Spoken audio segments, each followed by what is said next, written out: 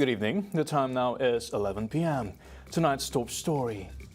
Voting power to elect leaders falls in the hand of the people. SIBU's digital hub targets 3 startups by year-end and 400 websites with pedophilia, child pornography blocked by MCMC. Hello there, you're now with me, Douglas Elliott, and this is TVS Nightline.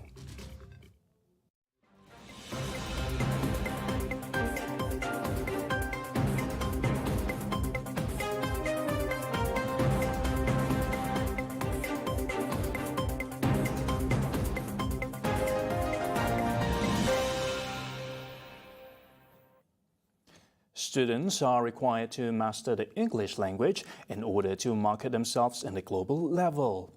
Having such fundamentals enables them to be involved in the rapidly growing technology industry.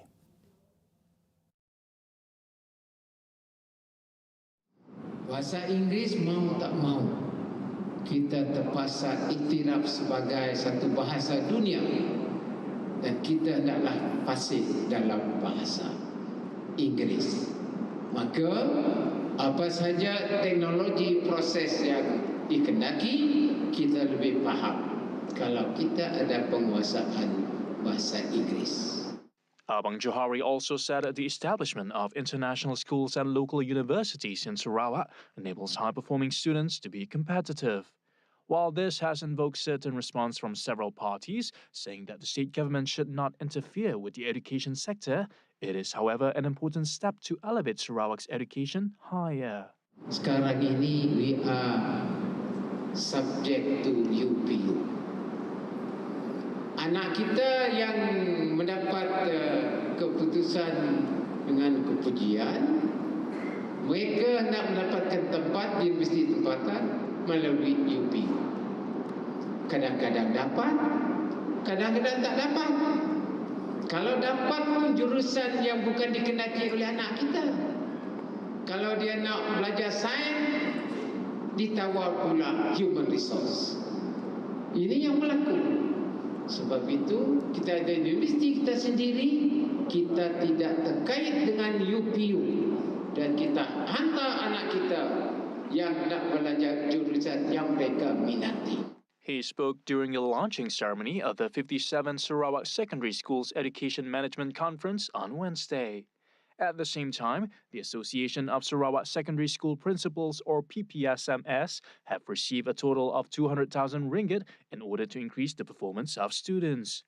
State's Premier Datuk Petinggi Tan Sri Abang Johari Tun Openg said such fund was essential to produce high-quality manpower and is a common practice throughout the world. Kalau mereka dapat menemui ilmu baru, sudah tentu mereka akan menaikkan lagi pendapatan negeri kita.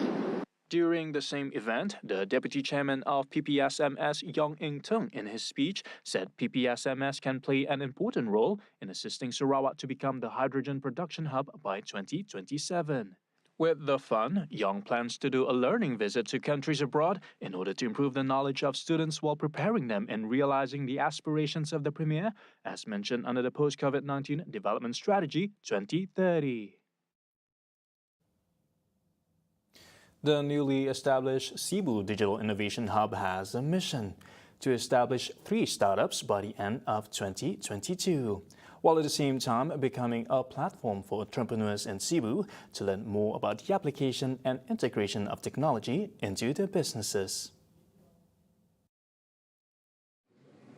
Satu daripada perkara yang penting di sini ialah apa disebut sebagai incubator hub, di mana mereka boleh berkarya dari sudut kreativiti dan inovasi untuk mewujudkan sama ada proses baru.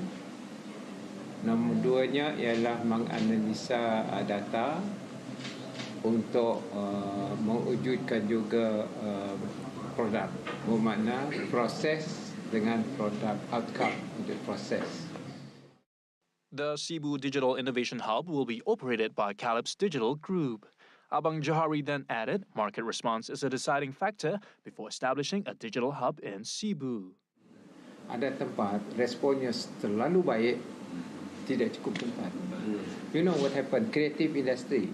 because I have formed creative industry under Datuk Karim. Now, a lot of response now is a lot of drama being produced. And then they have a new studio. That studio is in Tegas. And with all the equipment, because kalau yang beli kredit mahal. So we provide all the equipment and the facility.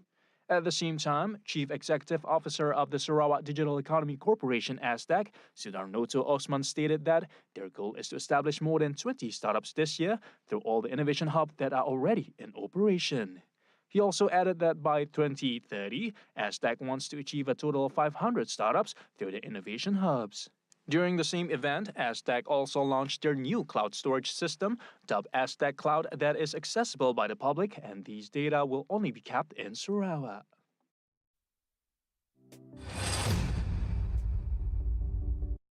In a similar development, Deputy Minister of Education, Innovation and Talent Development Dr. Anwar Rapai said he hopes to see more innovation in the education, especially now that SIBU has its own digital innovation hub.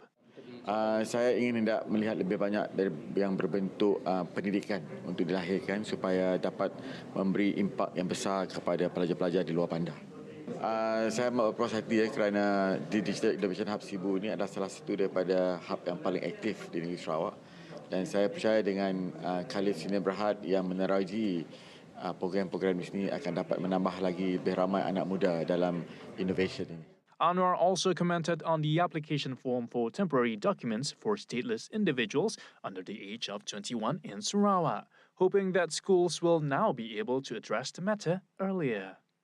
Saya mengharapkan pihak sekolah supaya mengenal pasti pelajar-pelajar ini lebih awal. Mereka mempunyai data yang lengkap dan supaya dapat membantu mereka ini ke pejabat daerah untuk mendapat surat tersebut, di mana surat tersebut boleh digunakan untuk mereka mengisi borang, pendaftaran dan juga untuk peperiksaan. The newly formed Betong Division Development Agency, or BDDA, has set up working committees to facilitate the timely delivery of projects. Its chairman, Dato' Amar Douglas Uga Umbas, said the committees would review and evaluate all proposed projects for implementation and to monitor the progress of the implementation. Uga, who is also the state deputy premier, described the monitoring process as critical as there are many projects being implemented now. He said when the state government implements projects, the people expect the projects to be completed on schedule, adding that if it is delayed, the state government would be blamed. On the committees, Layar Assemblyman Dato' Gerald Runtap Jabu would be in charge of infrastructure development, while Saribas Assemblyman Muhammad Razi Sitam would look after social development. Krian Assemblyman Friday Bilik would oversee agriculture development, while Bating Maro Assemblyman Razali Gapur on industrial and commercial development committees. Additionally, Kalaka Assemblyman Muhammad Duri heads the Utilities and Telecommunications Committee, with Kabong Assemblyman Muhammad Chi Kadir the Tourism and Environment. Lingga Assemblywoman Dayang Noraza Awang Sohor will look after the Wanita Committee. The Sarawak government's commitment, led by its ruling coalition Gabungan Party Sarawak GPS, to restore Sarawak's rights enshrined in the Malaysia Agreement 1963 will continue to be its top priority. According to its chief whip, Dato' Sri Fadilah Yusof, the strength as well as the role of all 18 members of parliament representing the coalition is clear proof that only GPS can safeguard the state's rights that have been eroded over time. According to him, the need to gather more voices from the people's representative in GPS has to be shown in the upcoming 15th general election. Kalau kita ada 18 pun masa ini kita dah juga didengar, apatah lagi kalau kita ada 31. Penting sebab ini untuk menentukan agenda pembangunan masa depan. Bukan saja negara kita tapi Sarawak juga. Sebab perjuangan kita Sarawak First, MA63 belum sempurna lagi, belum selesai. Masih banyak yang perlu kita selesaikan. Dan sebab itu kita perlukan suara yang lebih banyak lagi di Parlimen. He was speaking to reporters at his office in Kuala Lumpur on Wednesday. Fadila, who is also the Senior Minister of Works, said that in order to continue with the fight of restoring Sarawak's rights, a total of 31 seats in Parliament are needed for GPS and the state overall. Dan saya mengharapkan dan mohon sokongan daripada rakyat Sarawak untuk memberi keseluruhan 31 kursi ini kepada GPS supaya kita dapat memperjuangkan hak Sarawak dan kembalikan hak Sarawak pada rakyat Sarawak. Bantu kita dan kita akan bantu bersama untuk membina Sarawak yang lebih makmur untuk semua rakyat Sarawak. Previously, PBB's President Datuk Patinggi Tan Sri Abang Johari Tun Openg announced that GPS will be competing for all 31 parliamentary seats in the 15th general election. At the same time, he further stressed that Peninsular political parties will not be meddling in Sarawak's political affairs. Voters have the ultimate say in electing their represented leader. Thus, Parti Pusaka Bumiputra Bersatu PBB Vice President Dato Sri Abdul Karim Rahman Hamzah said voters should be mature enough in voting for candidates who have a reputation to be hopping from one political party to another. This comes as the anti-party hopping bill comes into full effect today. It is a good undang-undang, tapi bagi saya lagi rakyat yang patut jadi penentu yang terakhir. You are the voters. Kalau kita lihat seseorang itu suka lompat parti jadi katak, then we should not vote for them.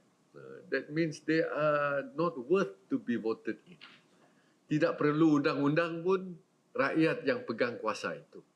Karim, who is also Youth, Sports and Entrepreneur Development Minister, is of the opinion if voters can choose wisely, there is no need to come up with a new law. On Tuesday, Minister in the Prime Minister's Department, Parliament and Law, Dato Sri Dr. Wan Junaidi Tuanku Jafar said the Yang di-Pertuan Agong had consented to the Constitution Act Amendment No. 3, 2022. On July 28, the Dewan Rakyat passed the anti-party hopping bill with more than a two-thirds majority. Later on August 9, the bill obtained the support of 52 of 60 senators through block voting. With the enforcement of the act, MPs who leave their parties will lose their membership. A man was found dead at a construction site in Bukit Penyau, SIBU early on Tuesday morning. The 22-year-old man was found by a supervisor when carrying out an inspection work at a site at around 10:20 a.m. SIBU District Police Chief Assistant Commissioner Zulkifli Suhaili said a police team found the victim lying motionless with electrical wires still connected to a generator. The victim was believed to have been electrocuted while carrying out wiring work. Based on the report, the complainant switched off the power before making the distress call. Additionally, police found no elements of foul play in the incident. The victim was pronounced dead by medical personnel at 11:10 a.m. The body was then sent to SIBU Hospital for post-mortem and the case is classified as sudden death.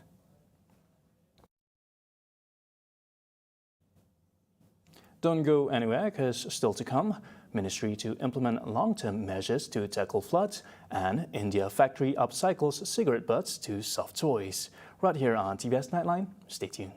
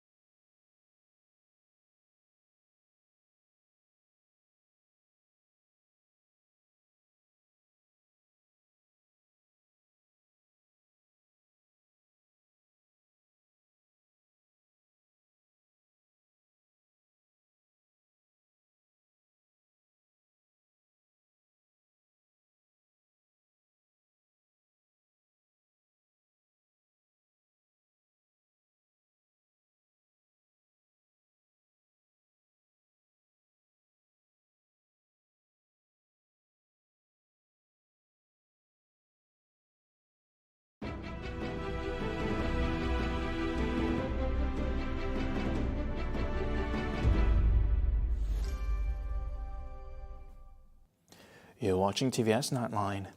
The Malaysian Communications and Multimedia Commission (MCMC) blocked a total of 400 websites that contain pedophilia and child pornography content as of August.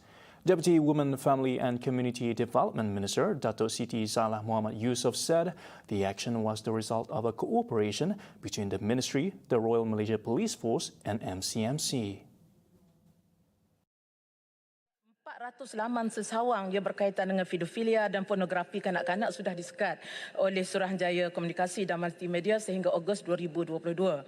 Dan kementerian kita juga bekerjasama untuk mengukuhkan, memperkasakan juga, iaitu dengan kerjasama rapat dengan PDRM khususnya dalam D11, iaitu untuk bahagian siasatan dan seksual kanak-kanak terutama yang berkaitan dengan cyber. Siti Zailah was replying to a supplementary question from Lenggong MP, Dato' Seri Dr. Samsul Anwar Nasara. She added that the ministry was implementing advocacy, prevention, intervention and social support service programs to prevent online child sexual exploitation and abuse. The ministry has also collaborated with government departments, non-governmental organizations, academics, and social activists to develop the Plan of Action on Child Online Protection (PTCOP). Long-term measures are being carried out through the implementation of the Flood Mitigation Plan or RTP to reduce the risk of floods in the country. According to Environment and Water Minister Dato' Sri Tuan Ibrahim Tuan Man, a total of 100 RTB projects worth 10.53 billion ringgit were being implemented nationwide.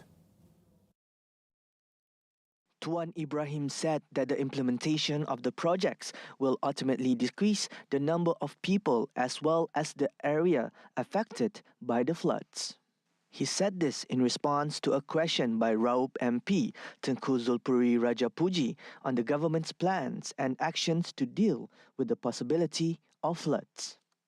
He added that the Drainage and Irrigation Department, DID, also focus on short-term, low-cost and high-impact solutions such as drainage maintenance, river deepening, and raising river embankments to reduce the risks.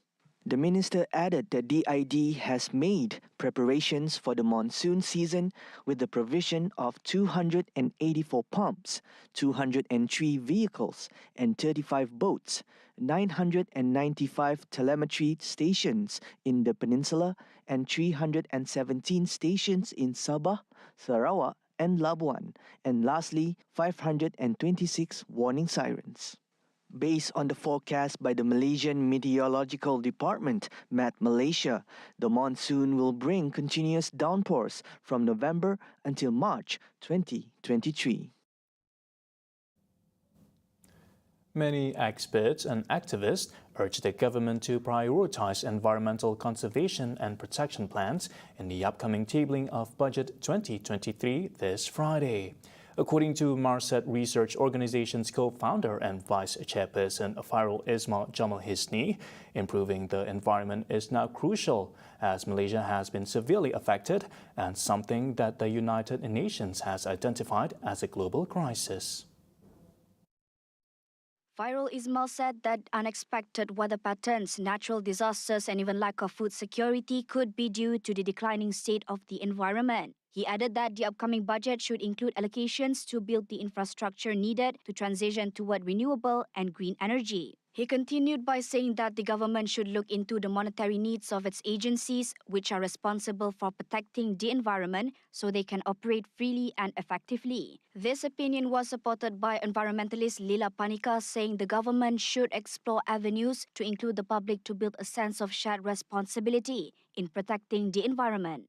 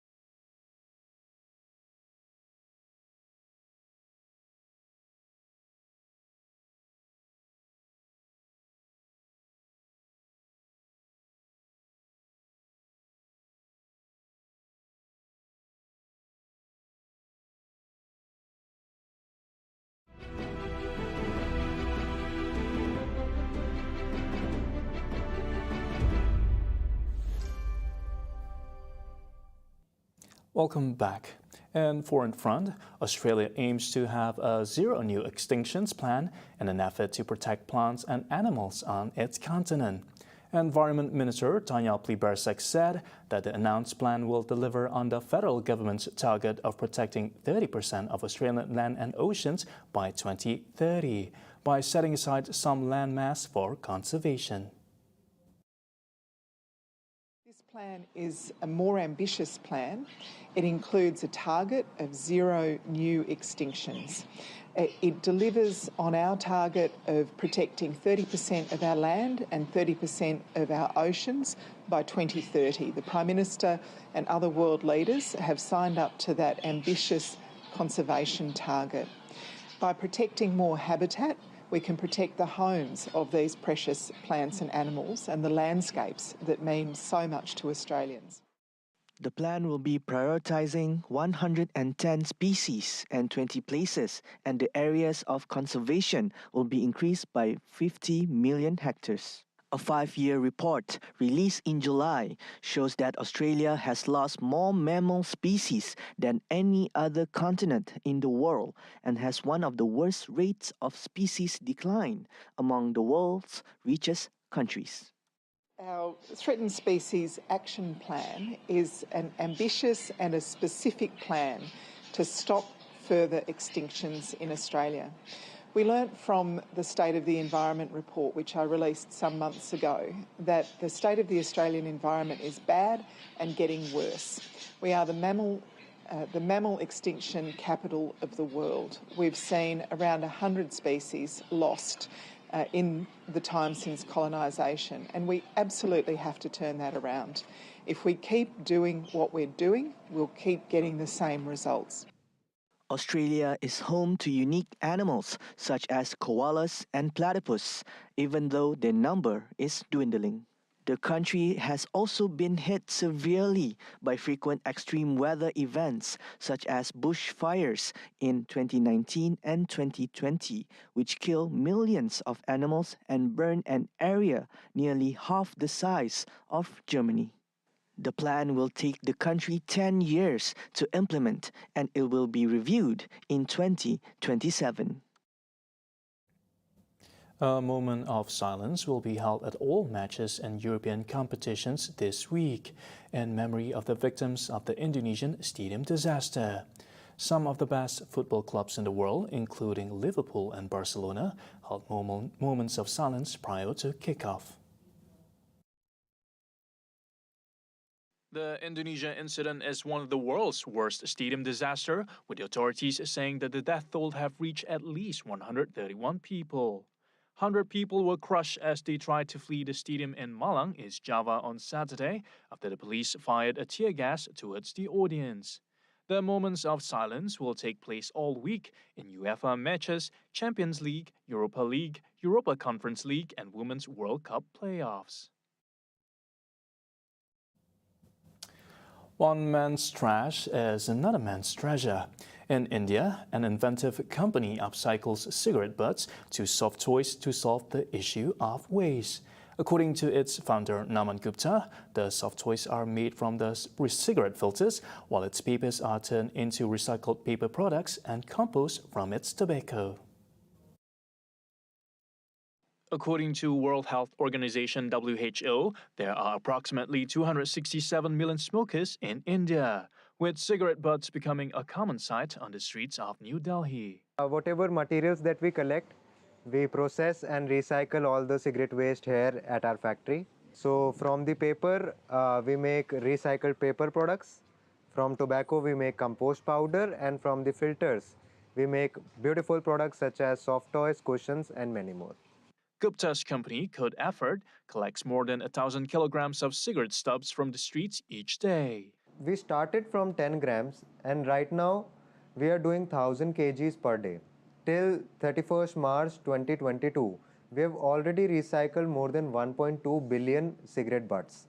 So our journey is a long way, and we have just started. We have just done 1% of the total market. For the workers in the factory, the job serves a dual purpose by earning an income by helping keeping the environment clean. इससे ये काम हम इसलिए करते हैं कि एक तो हमारा जो पर्यावरण है वो भी साफ़ सुथरा रहता है, बाहर की गंदगी साफ़ हो जाती है और हमारे 2 पैसे भी बन जाते हैं, अपना कोई भी पर्सनली खर्च निकल जाता है और हमारा जो फालतू टाइम होता है वो भी बच जाता है। Bank Negara Malaysia on Tuesday kicked off the Financial Literacy Month 2022. The nationwide roadshow aims to impart financial awareness and education, especially on digital financial literacy. The initiative will feature engaging activities on strengthening the cyber hygiene of financial consumers and personal financial management talks. Tomorrow on Sejahtera Asia, joint hosts Sharon Kezia and Alexan will be speaking to head of B&M Kuching branch Muhammad Irman Muhammad Din on the roadshow. 7:45 a.m. only on TVS Astro Channel 122 and My Free View. See the world closer with TVS as we bring you the latest news update, both locally and internationally. More headlines anytime at tvstv.my or follow us on our social media. And that's all the time we have for TVS Nightline. My name is Douglas Elliott. Thank you for watching.